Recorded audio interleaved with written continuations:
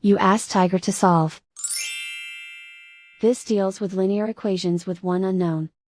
The final result is x equals -4. Let's solve it step by step. Group all x terms on the left side of the equation.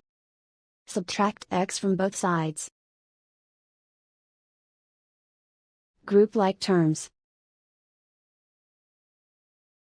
Simplify the arithmetic. Group like terms. Simplify the arithmetic. Group all constants on the right side of the equation. Add 13 to both sides. Simplify the arithmetic.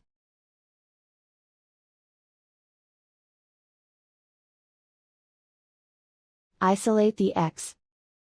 Divide both sides by -5. Cancel out the negatives. Simplify the fraction. Move the negative sign from the denominator to the numerator. Find the greatest common factor of the numerator and denominator. Factor out and cancel the greatest common factor.